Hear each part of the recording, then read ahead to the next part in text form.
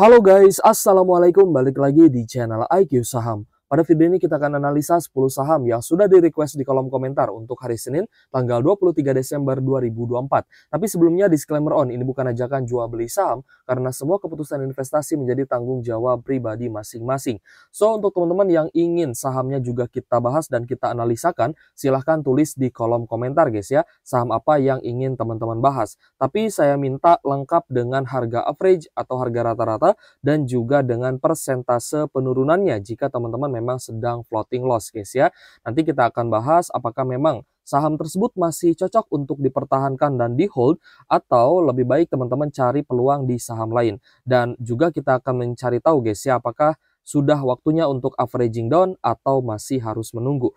Jadi untuk video ini kita sudah ada guys ya 10 saham yang akan kita bahas dan juga teman-teman request ya. Ada BBRI, Saratoga ya, lalu ada IPCC dan saham menarik lainnya yang kita akan bahas satu persatu. Dan tentunya kita utamakan yang memang rutin bagi dividen guys ya. So saham pertama yang akan kita bahas adalah saham Saratoga. Di mana Saratoga mengalami penurunan guys ya dari area high-nya di 2873 sampai di level 2000-an. Untuk level support terdekatnya ada di support MA150 ya di 1980-an. Nah, jadi memang Saratoga ini turun dari area high-nya ya, kalau misalnya kita lihat guys ya, ini sudah turun sekitar 27%.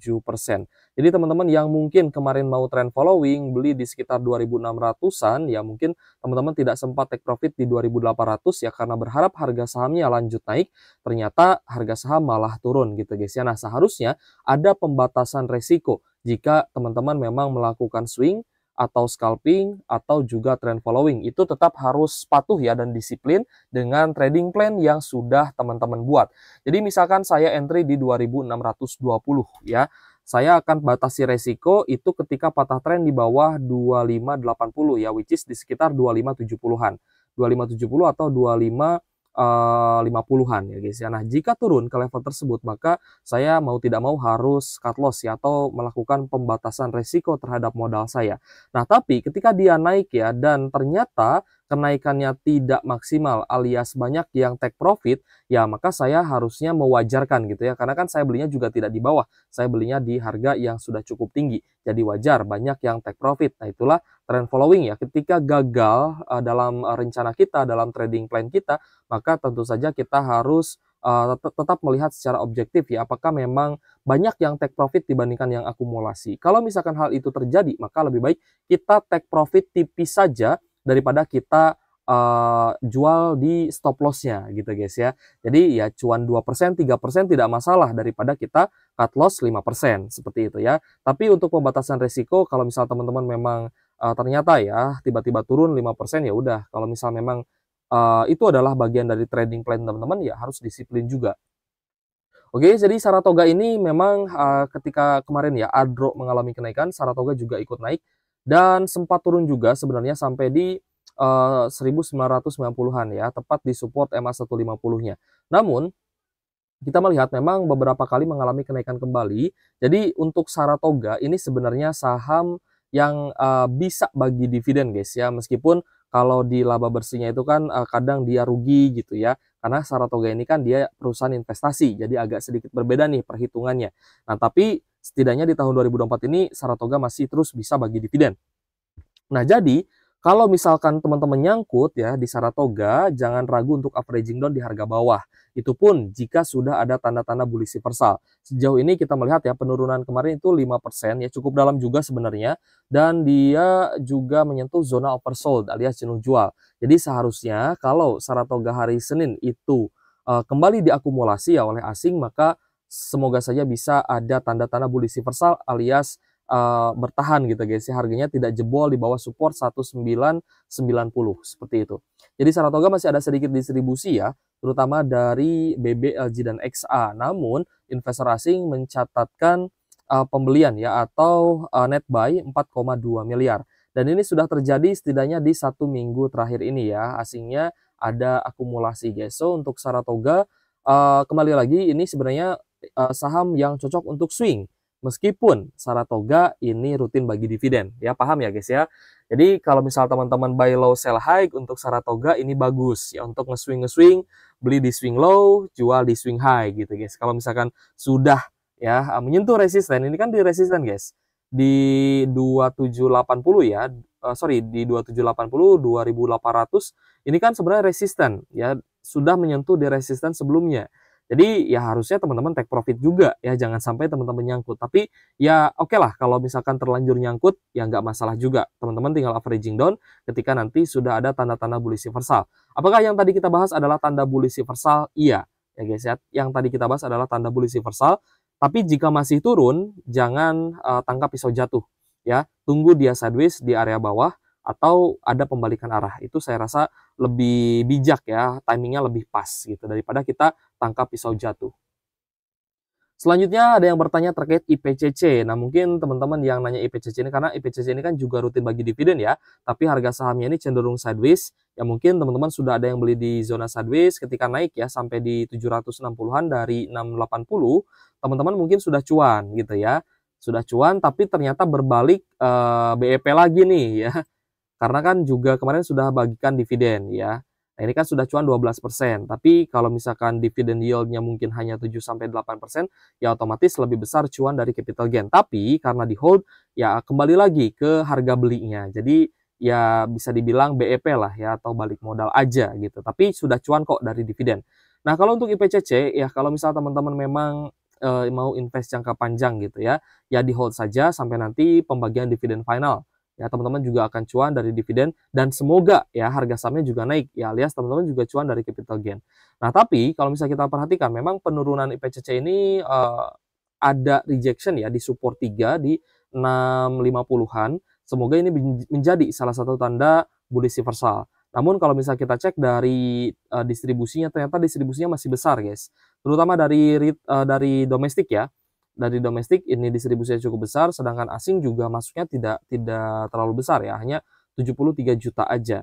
So untuk IPCC sendiri memang kita lihat sudah oversold dan ada tanda-tanda dia tidak turun lebih dalam, alias ada tanda-tanda memang tertahan ya di 670 sampai 680-an seperti itu. Jadi cukup menarik kalau misal teman-teman mau tambah muatan untuk dividend investing di IPCC ini, saham yang masih oke ya. Jadi tidak perlu cut loss ya teman-teman untuk IPCC-nya.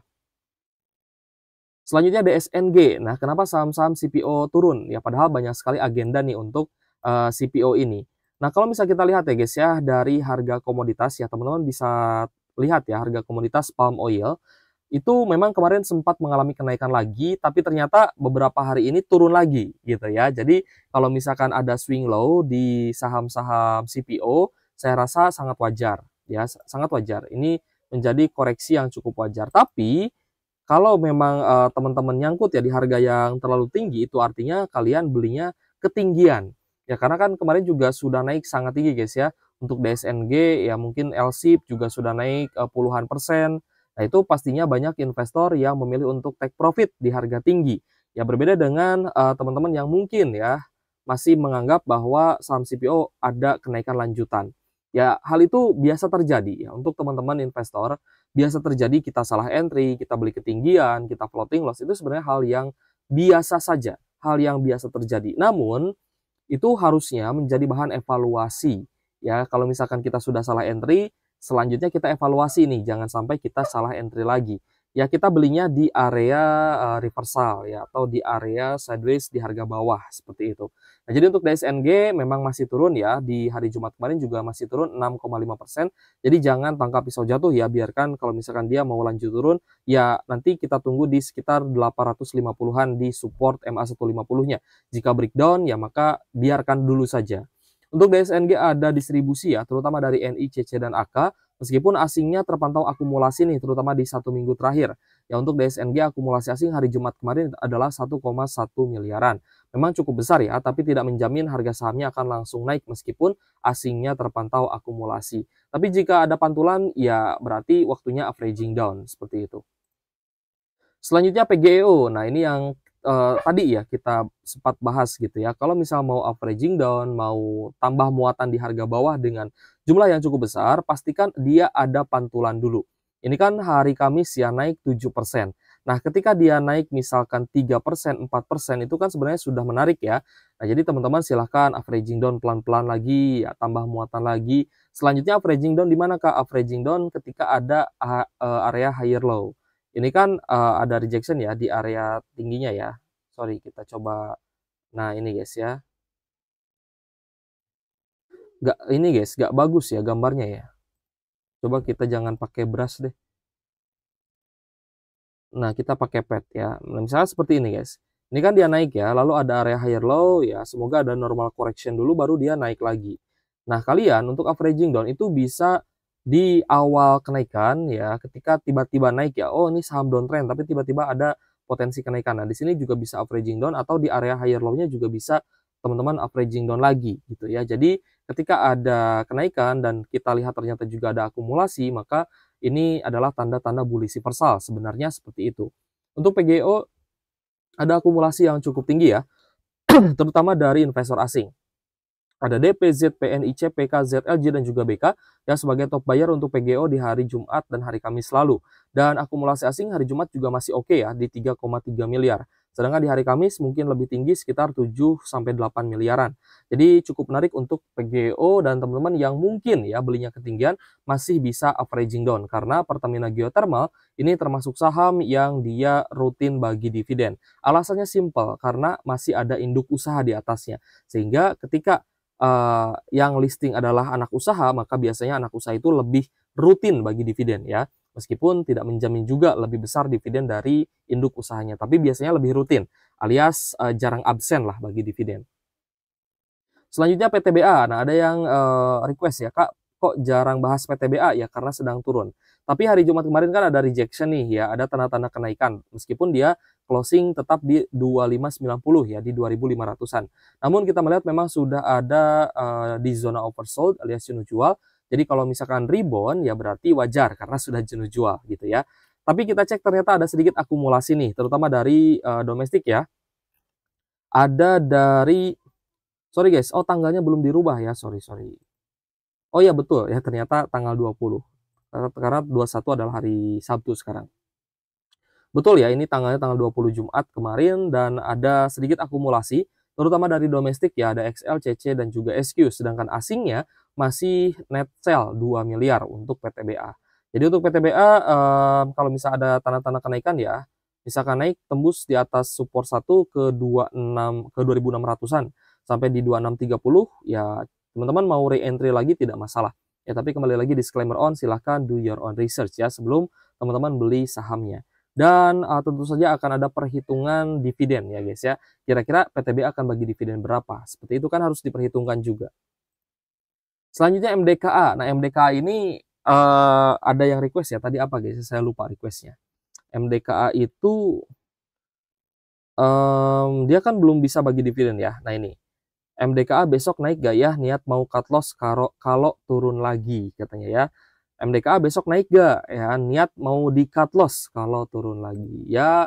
Sebenarnya dilemanya itu, kalau misal teman-teman ternyata nyangkut ya di saham yang tidak bagi dividen, ketika orang lain dapat dividen ya dari saham yang nyangkut, misalkan dapat dividen dari BBRI, dari Adro, untuk teman-teman yang tidak dapat dividen dari sahamnya yang memang sedang dipegang dan nyangkut gitu, itu kan sebenarnya dilema ya. Saya mau cut loss udah turun dalam gitu ya, nggak cut loss juga nggak tahu kapan naiknya, apalagi MDKA ini dia kinerja kuartal 3-nya itu kan anjlok ya, alias merugi. Ya bukan anjlok, kalau anjlok kan dia misalkan dari 1 triliun turun jadi 1 miliar, itu kan anjlok gitu ya. Tapi ini rugi guys, ya masih merugi. Nah inilah yang kita bilang bahwa saham fundamental itu terkadang dia turun karena fundamentalnya sendiri guys. Jadi fokusnya teman-teman screeningnya itu ya usahakan dia minimal ya bagi dividen. Untuk MDKA ya kalau misalkan memang mau di cut loss, mau mencari ya keuntungan di saham lain, ya mungkin teman-teman juga harus fokus dulu nih ke dividennya. Kira-kira saham mana sih yang berpotensi bagi dividen besar gitu ya. Karena kalau misalkan dividennya besar, otomatis orang akan berbondong-bondong ke sana nantinya ya ketika musim dividen gitu. Dan itu pun yang sebenarnya pernah saya lakukan dulu ya ketika saya membalikan kerugian nih dari saham-saham yang cut loss misalkan atau saham-saham yang gorengan. saya pindahkan ke saham-saham fundamental yang dia dividennya besar. Jadi ketika dapat dividen besar, ya otomatis kerugiannya sudah tertutup dan kita cuan balik itu dari kenaikan harga saham ya pas pembagian dividen atau pas dia di musim bagi dividen itu kan harganya biasanya naik gitu ya. Dengan beberapa perhitungan apakah lebih pilih dividen plus capital gain untuk saham big banks ya biasanya seperti itu. Atau untuk saham-saham lain ya kita harus pilih biasanya mau pilih dividen atau capital gain nih. Tapi kalau big banks teman-teman bisa pilih dua-duanya. Karena setelah bagi dividen biasanya big banks bisa lanjut naik lagi.